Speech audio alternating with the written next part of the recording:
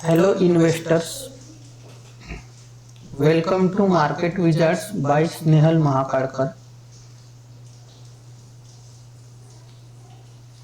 आज की डेट है 8 जुलाई 2025 और आज ट्यूसडे है। सेंसेक्स की एक्सपायरी है, सेंसेक्स की वीकली एक्सपायरी है। तो हम देखते हैं, जैसे मैंने ये धन एप्लीकेशन का वेब ओपन किया है तो यहाँ पे देखो सेंसेक्स एक्सपायरी टुडे लिखा हुआ है।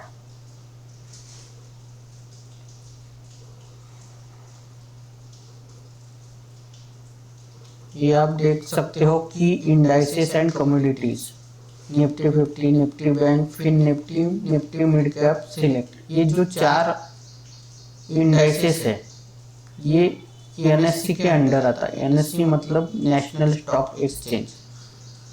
सेंसेक्स और बीएसई बैंकिक्स, ये जो दो इंडाइसेस है वो बीएसई में आते हैं, मतलब बॉम्बे स्टॉक एक्सचेंज। उसके बाद crude oil, natural gas, gold, silver, इसको कमोडिटीज बोलते हैं। तो की इंडाइसेस एंड कमोडिटीज जो कि इंडिया से रिलेटेड है, इंडिया।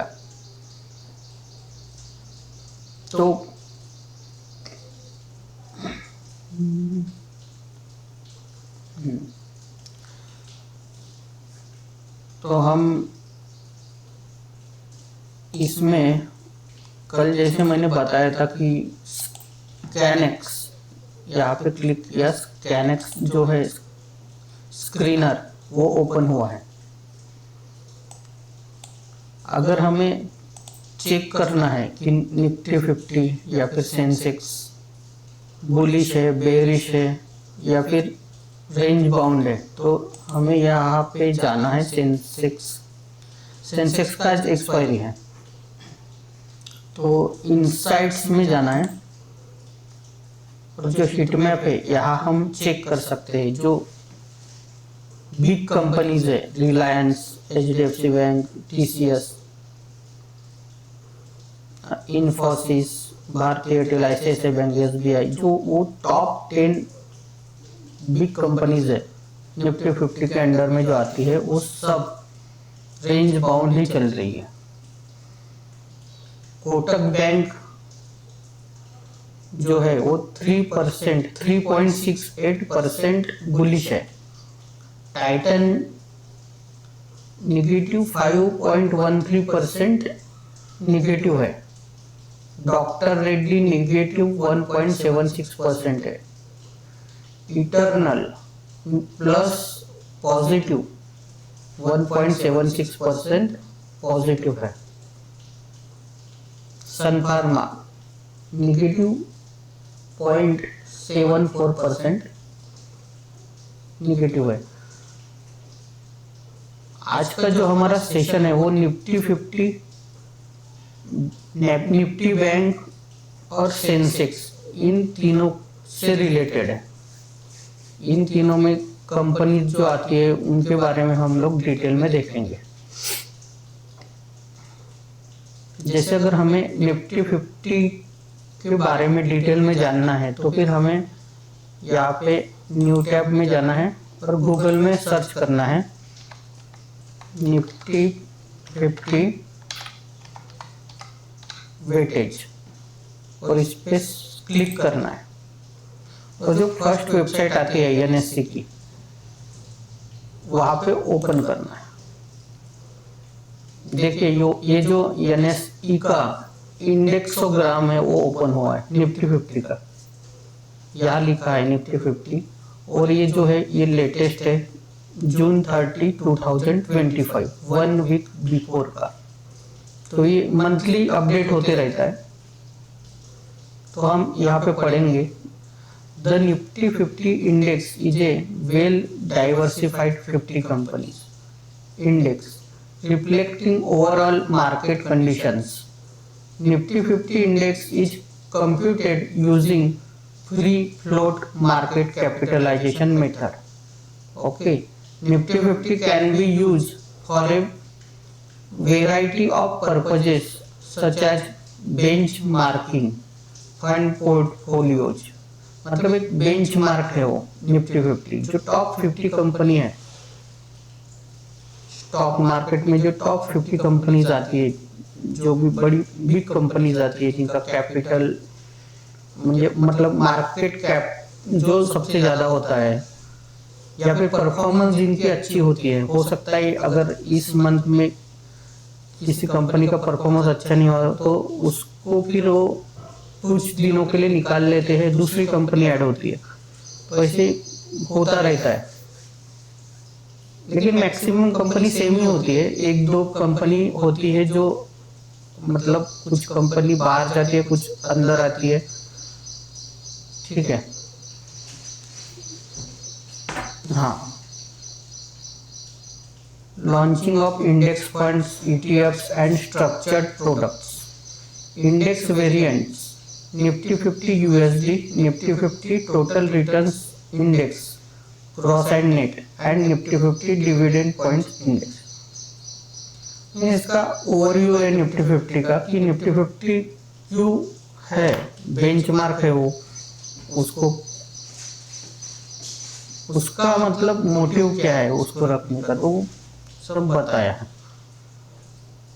फिर आता है पोर्टफोलियो कैरेक्टरिस्टिक्स, मेथडोलॉजी, जो मेथड होती है वो फ्री फ्लोट मार्केट कैपिटलाइजेशन वाला मेथड होता है। नंबर ऑफ कॉन्स्टिट्यूएंट्स 50 है जैसे बताया था। लॉन्च डेट, ये जो इंडेक्सोग्राम जो है ये 22 अप्रैल 1996 से स्टार्ट हुआ है, मतलब ऐसा कुछ निफ्टी 50 का इंडेक्स आएगा और उसके बाद मतलब एक इंडेक्स है जो भी टॉप 50 कंपनीज दिन भर परफॉर्मेंस करती है। जैसे हम ये हीट मैप देख रहे हैं, तो इंडिविजुअल एक कंपनी तो हो सकता है बुलिश है, बेरिश है, जैसे कोटक बैंक बुलिश है, टाइटन बेरिश है, बट इससे हम नहीं बोल सकते कि मार्केट बुलिश है या बेरिश है, वो तो इंडिविजुअल स्टॉक है। लेकिन अगर हम जो 50 कंपनी है, टॉप 50 कंपनी, इनका अगर एवरेज निकाले तो मार्केट ना बुलिश है ना बेरिश है, मतलब वो अभी रेंज बाउंड चल रहा है, कंसोलिडेट चल रहा है, कंसोलिडेशन में चल रहा है। अच्छा हम बोल सकते हैं, लेकिन हाँ ये बोल सकते हैं कि फॉल नहीं हो रहा है, लेकिन बुलिश भी नहीं है अभी वो। अभी फिलहाल ऐसा है कि जुलाई मंथ में इंडिविजुअल कंपनीज जो होती है उनके ऊपर ही डिपेंड होता है, क्योंकि अभी रिजल्ट आएंगे, क्वार्टर 1 के रिजल्ट आएंगे, तो हो सकता है कि निफ्टी 50 साइडवेज रहे, कोई कंपनी बुलिश रहे, बेरिश रहे, क्योंकि उनका रिजल्ट जो है वो मायने रखता है। तो आपको उसका एवरेज जो है वो तो रेंज बाउंड ही है, लेकिन इंडिविजुअल कंपनी कैसे परफॉर्मेंस कर रही है वो भी हमें देखना होगा।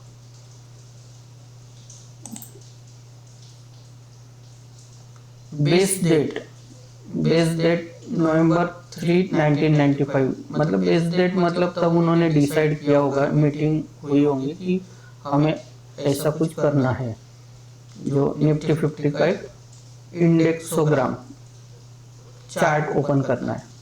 फिर उसके बाद base value 1000, calculation frequency real time, index rebalancing semi annually, मतलब ये जो उनका जो कैरेक्टरिस्टिक है वो उन्होंने बताया। हमें इससे कोई मतलब ज़्यादा मैटर नहीं करता, हमें मैटर जो करता है अगर हमको क्या है, प्रॉफिट कमाने से मतलब है, तो हमको क्या है, हमको पता होना चाहिए सेक्टर रिप्रेजेंटेशन, और हमें पता होना चाहिए टॉप कॉन्स्टिट्यूएंट्स बाय वेटेज। हमको वेटेज पता होना चाहिए, निफ्टी 50 के अंडर में किस कंपनी को कितना वेटेज है। जैसे फाइनेंशियल सर्विसेज जो सेक्टर है, फाइनेंशियल सर्विसेज में के अंडर में जो कंपनीज आती है, उनको 37.41 वेटेज मिला है, काफी ज्यादा वेटेज है ये। 100% में से 37% जो वेटेज है वो फाइनेंशियल सर्विसेज को मिला है, और इंफॉर्मेशन टेक्नोलॉजी को मतलब आईटी कंपनीज जो है, इन्फोसिस है, टीसीएस है, तो उनको 11.21%। तो हम अभी तो हम देखते हैं इंडिविजुअल सेक्टर एनालिसिस हम बाद में करेंगे। मैं 5-10 मिनट्स के वीडियो अपलोड करूंगा, मतलब particularly financial services, IT, oil gas, consumable fuel, मतलब एक ही वीडियो में हम सब बताएंगे तो वीडियो काफी ज्यादा बड़ा हो जाएगा, लेंथ बड़ी हो जाएंगी, तो इसीलिए मैं छोटे छोटे वीडियोस अपलोड करूंगा और आपको भी इजी जाएगा। अगर देखो सभी सेक्टर में तो एनालिसिस कोई एक बंदा कर नहीं सकता, सही है। अगर किसी को अगर फाइनेंशियल सर्विस पसंद है तो वो उसका ही वीडियो देखेगा, अगर कोई अगर आईटी कंपनी से रिलेटेड उसको जानकारी चाहिए तो आईटी का देखेगा। अगर सभी देखे तो अच्छा ही है, लेकिन आपके लिए इजी हो जाएगा। फिर है top constituents by weightage. HDFC bank जो है उसको 13.19% वेटेज मिला निफ्टी 50 के अंडर में। आईसीआईसीआई बैंक को 8.91%। रिलायंस मतलब निफ्टी 50 में जो टॉप 2 वेटेज जिनको मिला है वो बैंकिंग इंडस्ट्री से रिलेटेड, मतलब निफ्टी बैंक और निफ्टी 50 हम बोल सकते हैं कि दोनों भी, मतलब कब मैक्सिमम टाइम हो सकता है कि दोनों भी सेम वे में ही जाएंगे। अगर निफ्टी बैंक बुलिश है तो निफ्टी भी बुलिश ही रहेगी। कभी कभी हो सकता है कि कोई, मतलब जो अभी 2 कंपनी ये टॉप 2 है, अगर रिलायंस काफी ज्यादा फॉल हुआ होगा या फिर इन्फोसिस फॉल हुआ होगा तो ही मतलब हो सकता है कि वो इनवर्स रिलेशनशिप रहे उन दोनों का, लेकिन मैक्सिमम टाइम तो डायरेक्टली रिलेशनशिप ही रहेगा निफ्टी 50 और निफ्टी बैंक में। ओके, थर्ड नंबर पे आता है Reliance industries limited 8.79%। Fourth number पे आता है इन्फोसिस लिमिटेड 4.99%। फिफ्थ पे आता है भारती एयरटेल 4.74। 5 पे आता है लार्सन एंड टुर्बो L and T 3.73, ITC 3.35, TCS 3.06, Axis bank 2.97, Kotak Mahindra bank 2.75, 1 2 3 4 5 6 7 8 9 10, ये 10 कंपनीज का जो वेटेज है वो बताया है। अगर मैं इनका वैल्यू कैलकुलेशन करूं 13.19 प्लस 8.91 प्लस 8.79 प्लस 4.99 4.74 3.73 3.35 3.06 2.97 plus 2.75। इन 10 कंपनियों का जो वेटेज है ये मिला के होता है 56.48%। और जो बाकी 40 कंपनीज है, टोटल 50 कंपनीज है, बाकी जो 40 कंपनीज है तो उनका जो वेटेज है वो 43.52% है। तो हमें पता होना चाहिए कि निफ्टी 50 के अंडर में जो कंपनीज आती है तो वो कैसा कैलकुलेशन होता है।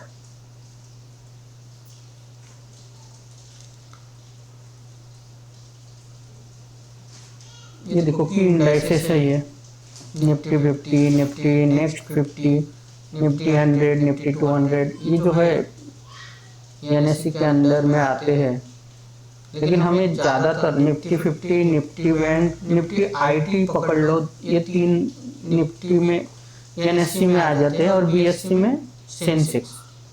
इतना ही हमें काम होता है ज़्यादातर।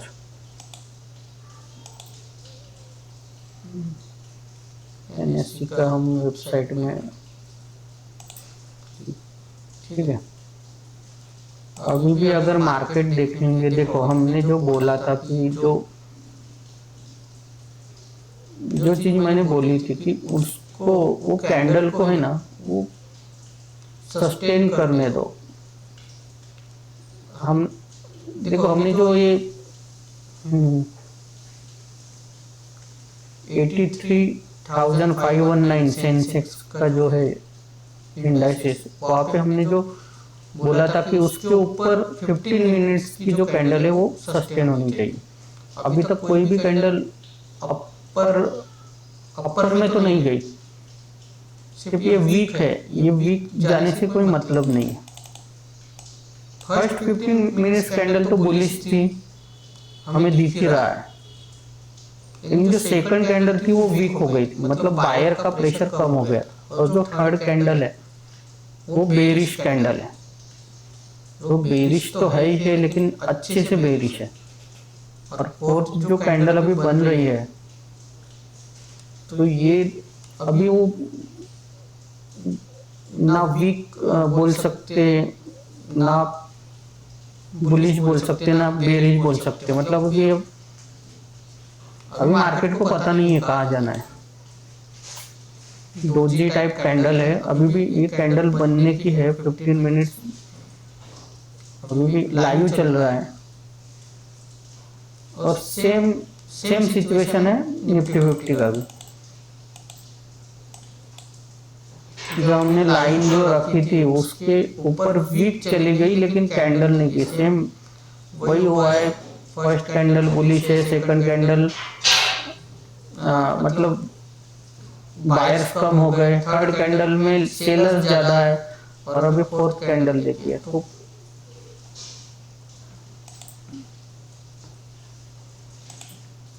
हिट मैप भी देखे।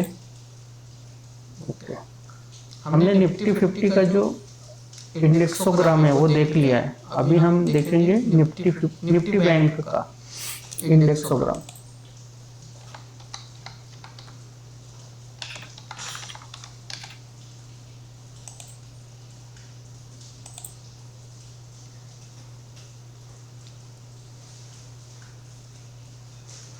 ये जो पीडीएफ है वो आपको मेरे टेलीग्राम चैनल पे भी मिल जाएंगे। अगर आप इस वीडियो के डिस्क्रिप्शन में जाओगे तो वहाँ पे टेलीग्राम चैनल की लिंक मिलेगी, उसको आप ज्वाइन कर सकते हैं।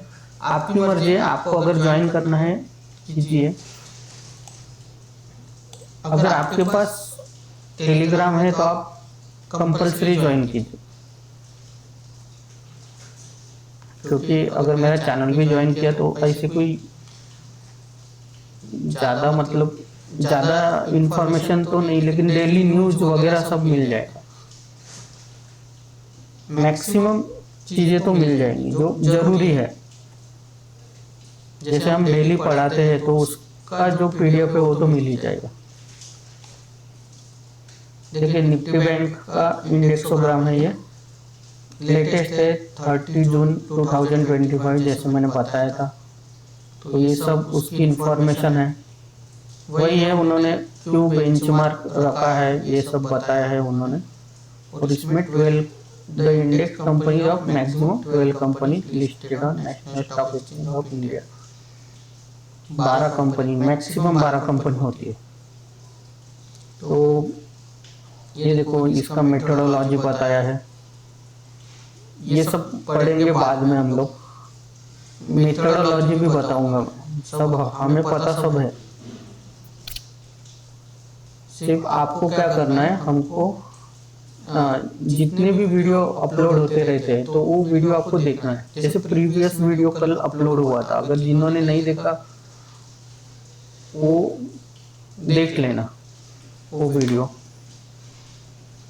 ठीक है। मैं प्लेलिस्ट भी बनाऊंगा 1 by 1 तो आपको सभी वीडियो देखने, एपिसोड 1 से लेके जितने भी एपिसोड बनेंगे उतने एपिसोड आपको देखना है।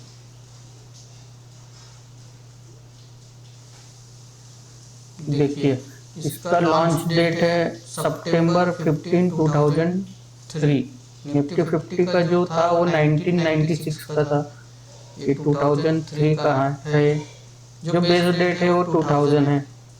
जो पहले जो डिसाइड होता है, मीटिंग वगैरह होती है, तो ये रियल टाइम है, सेमी एनुअली है, बेस वैल्यू 1000। मतलब यहाँ से स्टार्ट हुआ था। अभी देखो बेस वैल्यू क्या होता है, जो सबसे पहले जो वैल्यू स्टार्ट हुई थी इस इंडेक्स की। अभी निफ्टी देखो, हमने निफ्टी 50 भी देखा था।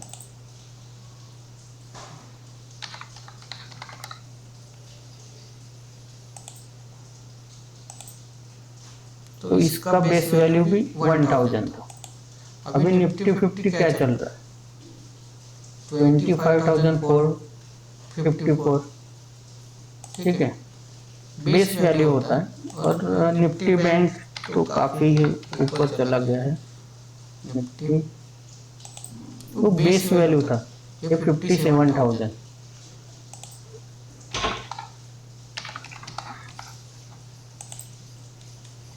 जैसे हम लोग देखते क्रिकेट में वो ऑक्शन होता है आईपीएल में, तो एक बेस प्राइस रहता है, उस टाइप का रहता है।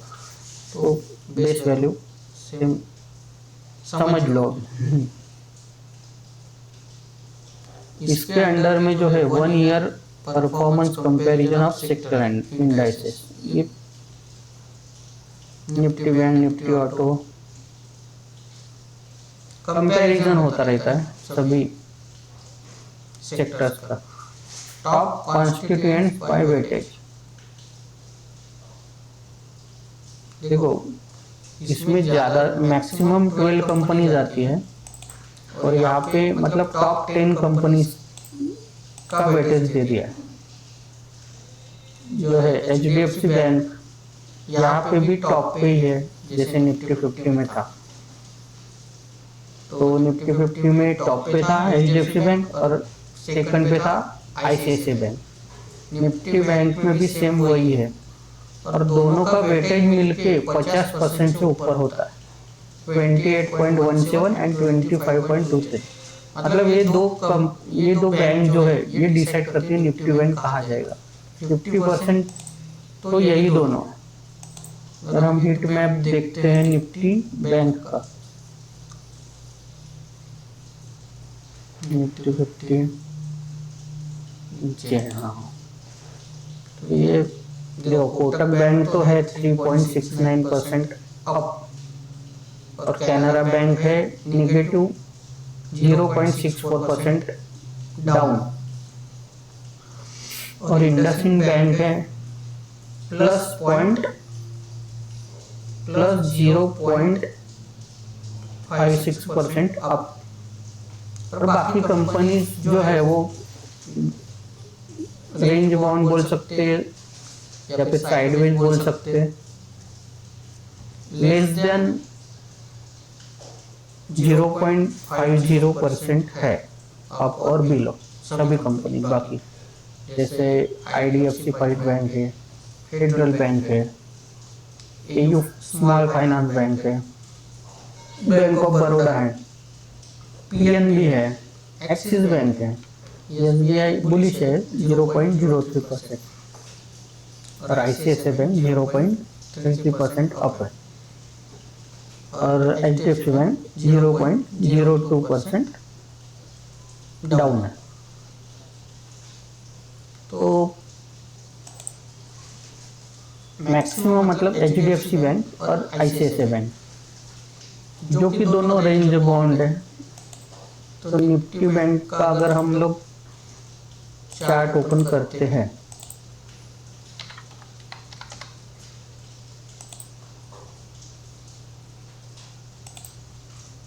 फिफ्टीन मिनट्स का जो टाइम फ्रेम है वो हमने रखा है। देखिए ये कल से जो है ना मार्केट वही पे वही है, कल का दिन भी ये 7 तारीख थी, कल का मंडे था, तो ये इनको ये जो सेम वही चीज है जैसे सेंसेक्स और निफ्टी में जो मैंने बोला था, इनको भी मतलब ब्रेकआउट ब्रेकडाउन कुछ तो मतलब चाहिए, तभी वो बुलिश या बेरिश जाएंगे। अभी कंसोलिडेट हो रहा है, ठीक है। और अभी हम देखते हैं सेंसेक्स के बारे में। तो मैं यहाँ पे सेंसेक्स वेटेज, धन जो एप्लीकेशन है उसकी वेबसाइट आ रही है ऊपर में, उसी पे क्लिक करना। जैसे ही हमने क्लिक किया तो हमको दिख रहा है कि जो सेंसेक्स का जो वेटेज है वो सेक्टर वाइज बताया, ठीक है।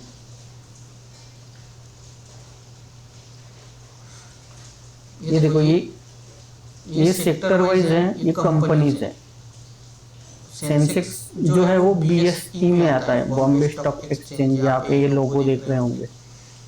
तो आप देख सकते हैं बैंकिंग सेक्टर आता है सेंसेक्स के अंडर में, IT आता है, petroleum products, telecom, FMCG, automobiles, financial services, construction, power, consumer goods, retail, health care, transport, aerospace and defence, metals and mining.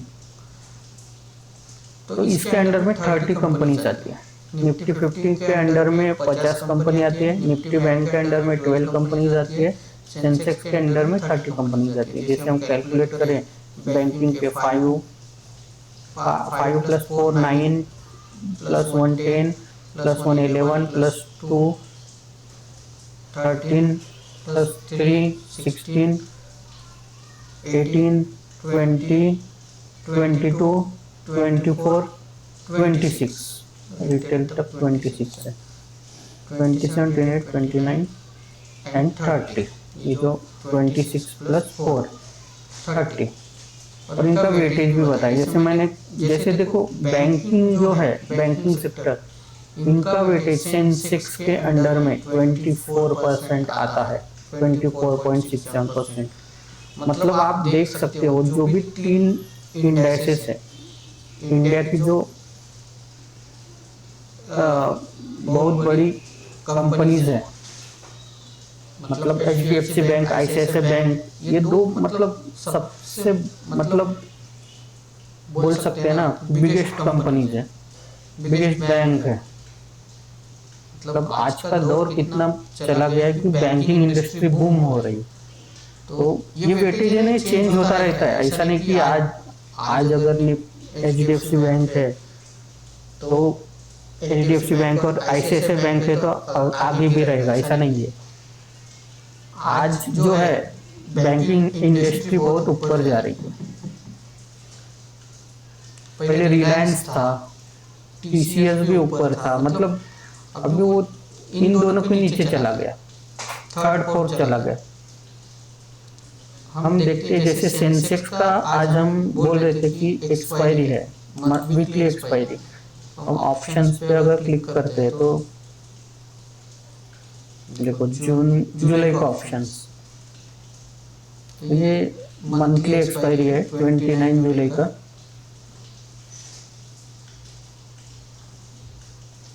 यहाँ पे वीकली नहीं दिया है। हम लोग जैसे धन वेब में चले गए और इस पे क्लिक किया,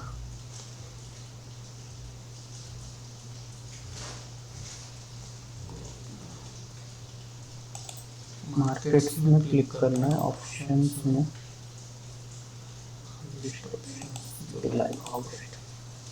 इसमें तो अभी फिलहाल मंथली दिखा रहे, टाइप करना पड़ेगा। जैसे अभी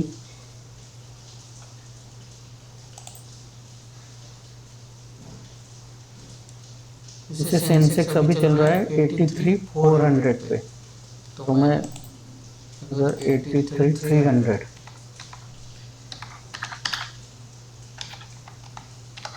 सेंसेक्स ऐसे टाइप कर देता हूँ। तो देखो 8 जुलाई है आज की, तो उसका फुल कॉल और पुट सीई और ईई वो आपको दिख रहा है। 8 जुलाई का दिख रहा है, 15 जुलाई का दिख रहा है और 29 जुलाई का मंथली एक्सपायरी था। जैसे 8 जुलाई का मैं इसे ओपन करता हूँ, अभी देखिए ये ओपन हुआ 196 पे उसका प्राइस चल रहा है। ठीक है, आपको दिखाने का मकसद ये ही है कि आज की एक्सपायरी है तो आपको पता होना चाहिए कि उसका स्ट्राइक प्राइस वगैरह कैसा देखते हैं। जैसे ये जो चल रहा है 83,400 चल रहा है, तो फिर 100 कम कर देना उसमें से अगर कॉल चाहिए तो। अगर पुट चाहिए तो 100 बढ़ा देना, मतलब 83,400 चल रहा है तो 500, मतलब अच्छे प्रीमियम मिलेंगे। आप जो भी मतलब आप अगर 83,400 चल रहा है और आप 83,600 अगर कॉल ले रहे हो तो मतलब वो दूर का कॉल होता है, तो वो उसमें प्राइस ज़्यादा बढ़ती नहीं है।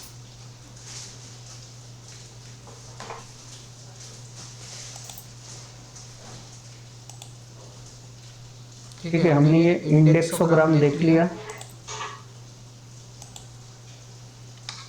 अभी मैंने बताया था कि जो निफ्टी 50 और निफ्टी बैंक दोनों आते हैं एनएससी के अंदर में।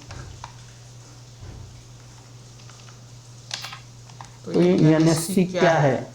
नेशनल स्टॉक एक्सचेंज, जो मैंने बोला था।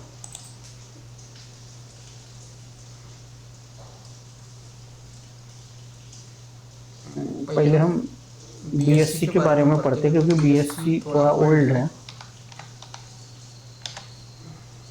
मतलब एनएससी बाद में आया है, पहले बीएससी आया।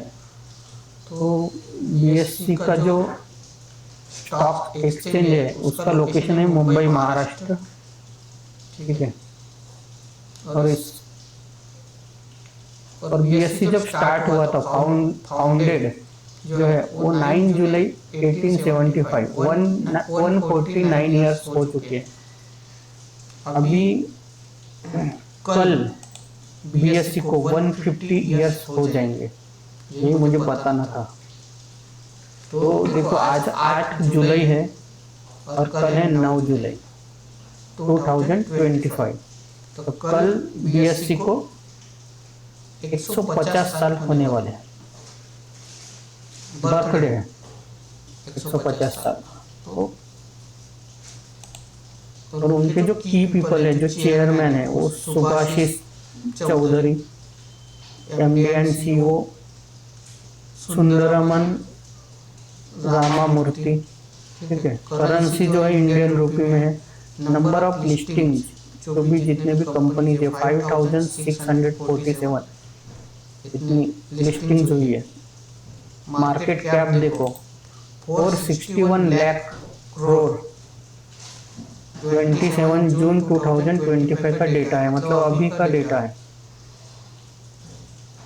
10 दिन पहले का हम बोल सकते हैं।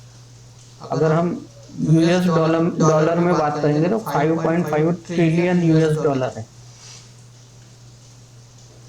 इंडाइसेस जो है BSc Sensex, BSc 100, BSc 500, BSc mid cap, BSc small cap. Company जो है जो ट्रेडेड एज, मतलब एनएससी बीएससी जो है वो ट्रेडेड एज होती है। ये जो है हेडक्वार्टर्स मुंबई। रेवेन्यू आप देख सकते हो, नेट इनकम कितना ज़्यादा, मतलब ये इकोनॉमी का जो है सबसे बड़ा बोल सकते हैं, इम्पोर्टेंट बैकबोन है इंडिया का स्टॉक मार्केट। मतलब किसी भी कंट्री का जो स्टॉक एक्सचेंज होता है वो बैकबोन ही होता है। तो इंडिया का जो है वो Bombay stock exchange, national stock exchange जो है वो बैकबोन है। और एक बात है, Bombay stock exchange, it is the oldest stock exchange in Asia and also the 10th oldest in the world. जो दुनिया में इतनी कंट्री है 195 के आसपास जो कंट्री है उनमें वो 10th रैंक पे आता है, मतलब 10th ओल्डेस्ट है। हो सकता है किसी कंट्री में 2 एक्सचेंज हुए हो तो फिर मतलब ऐसा भी हो सकता है, होता है। तो इंडिया में जैसे है बीएससी और एनएससी, तो बीएससी जो है उसका रैंक है 10th वर्ल्ड में। सोच सकते हो मतलब कितना पुराना एक्सचेंज है। 150 ईयर्स हो चुके हैं, 1875 जब अंग्रेज थे तब का है। तो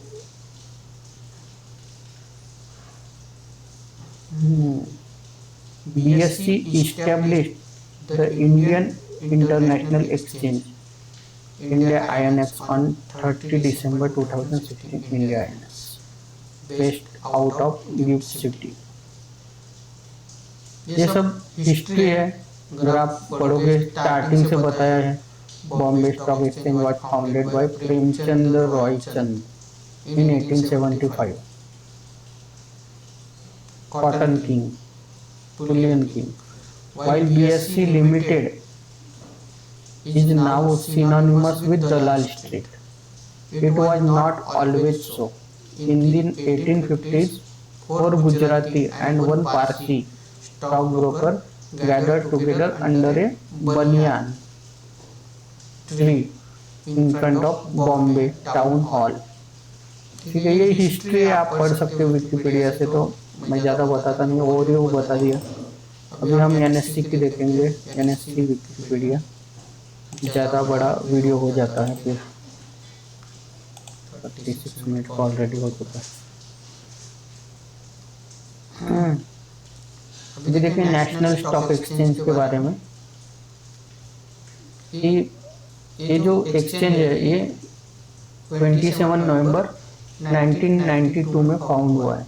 इसका हेडक्वार्टर भी है ना जो मुंबई महाराष्ट्र है। ठीक है, की पीपल हम देखेंगे। आशीष कुमार चौहान जो है एमडी एंड सीईओ है। करेंसी इंडियन रुपी है। नंबर ऑफ लिस्टिंग्स देखिए इतने कम समय में, मतलब वो तो 1875 से है बीएससी, तो उनकी जो लिस्टिंग है 5647 थी, इनकी है 2671 एज पर दिसंबर 2024। उसके बाद भी काफ़ी सारे आईपीओ आए 25 में, तो उसको एडअप हम कर लेते हैं तो और ज़्यादा हो जाएंगे। तो 2700 के आसपास नंबर ऑफ लिस्टिंग है। इसका मार्केट कैप देखिए 438 लाख करोड़, 438 लाख करोड़, 461 लाख करोड़। ठीक है, इंडाइसेस है Nifty 50, Nifty next 50, Nifty 500। Main indices जो है निफ्टी 50 के, तो एनएससी के, ये हमें बताया। हेडक्वार्टर्स देखिए मुंबई का है।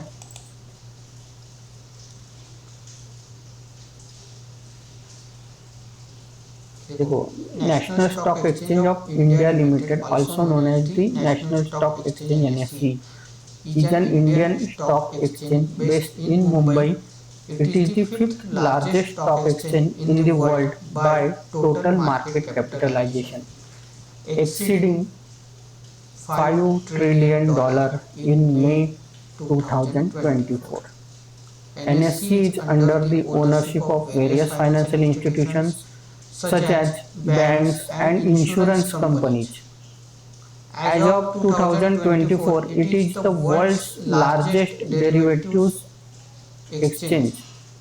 हम पढ़ेंगे इसके बारे में, derivative exchange, derivative market, by number of contracts traded, and the third largest in cash equities by number of trades for the calendar year 2023. History है, ये बताई है क्यों आया है, क्या रीज़न है,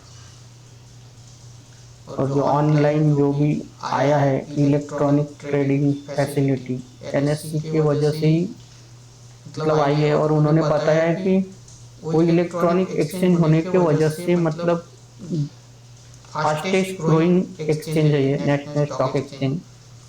बीएसई को पीछे छोड़ दिया है। मतलब आप देखिए ना, बीएसई 1875 से है और एनएससी जो है 1992, मतलब 33 इयर्स कंप्लीट हो जाएंगे इस साल 27 नवंबर को। सिर्फ 33 इयर्स, वो तो 150 इयर्स पहले था। तो मतलब फास्टेस्ट ग्रोइंग जो बोल सकते हैं, one of the fastest growing indices in the world, NSC. ठीक है, आज हमारे 5 टॉपिक हो गए। निफ्टी 50 का हमने इंडेक्सोग्राम देखा, निफ्टी बैंक का भी इंडेक्सोग्राम देखा, और सेंसेक्स का भी जो वेटेज है सेक्टर वाइज वो हमने देखा। और आज जो ट्यूसडे है, वीकली एक्सपायरी है सेंसेक्स की, वो हमें पता चली। और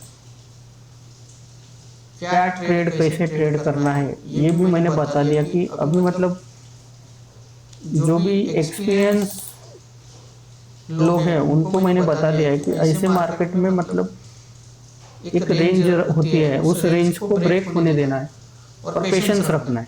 अभी तक तो मुझे ऐसा लगता है अगर जिसने भी ट्रेड लिया होगा तो एसएल ही हिट हुआ होगा, नहीं तो फिर छोटा मोटा प्रॉफिट लिया होगा, लेकिन बड़ा टारगेट तो नहीं मिला है। ये रेंज नहीं ब्रेक हुई, नया दौर नहीं आया। मतलब रेंज ब्रेकआउट मतलब क्या होता है, नया दौर होता है। जैसे अभी जो मार्केट है वो इसी साइड में वर्क कर रहा है। ये जो लाइन है, जैसे कल का जो दिन था, आज की 8 जुलाई है, कल की 7 जुलाई, तो कल के दिन में देखो मार्केट वही के वही था, सेंसेक्स निफ्टी भी वही के वही था। और मैंने बोला भी था रेंज ब्रेक होगी तो ही जाएगा, और जाना ही है। जिस दिन रेंज ब्रेक होगी उस दिन मोमेंटम होगा, वो तो डेफिनेटली है। ठीक है, तो ये हमने आज सीखा। जैसे हम एफआईआई डीआईआई देखते हैं, कल हमने जो देखा था, देखो 4 जुलाई तक दिया था कल तक, तो 7 जुलाई का डेट अभी आ गया, आज 8 जुलाई है, कल 8 जुलाई का डेट आ जाएगा, शाम तक आ जाता है रात में, तो हम कल देखेंगे। तो एफआईआई बाय कैश आप देख सकते हो 8,962, और सेल कैश है 8,6141। मतलब इन्होंने प्रॉफिट में मतलब बाय ज्यादा किया है, बाय ज्यादा किया है, 321 करोड़ का बाय किया है एफआईआई ने। डीआईआई का हम देखते हैं, बाय कैश है 11,129, और डीआईआई का है 9,275, और जो नेट कैश है इन दोनों को अगर माइनस किया जाए तो बाय ज्यादा है, सेल कम है, मतलब बाय किया है 1,853 करोड़ 39 lakhs।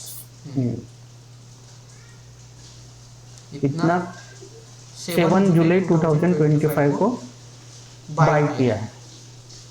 कंपनी फाइलिंग इसका तो ज्यादा चीजें रहती नहीं है, ये सब अपडेट होते रहते हैं।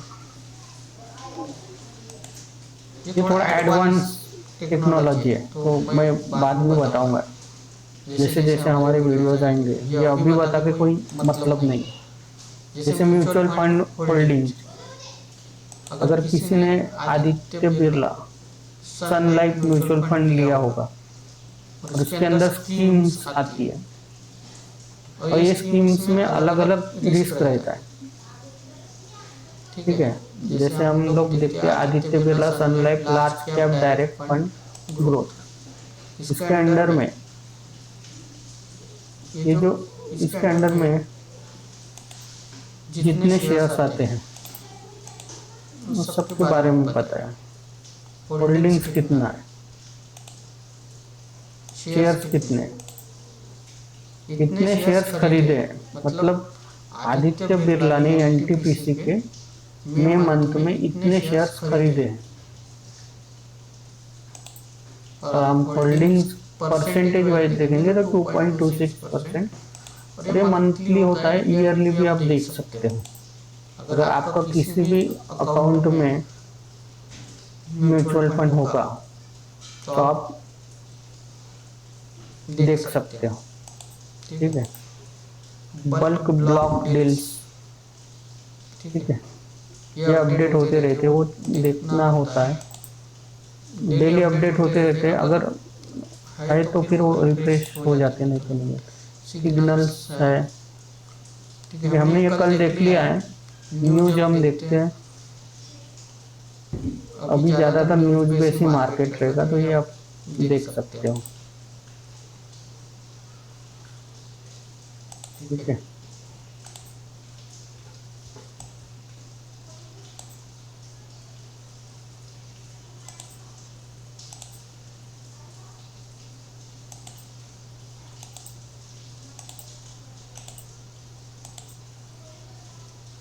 बेसिक आपको समझ में आ रहा होगा, तो इस वीडियो को लाइक करना, शेयर करना और चैनल को सब्सक्राइब करना, ठीक है। Thank you so much. कल मिलते हैं। आज लाइव सेशन नहीं हो पाया क्योंकि वेदर अच्छा नहीं है, अभी भी बारिश आ रही है, लाइट का भी भरोसा नहीं है। तो थैंक यू सो मच।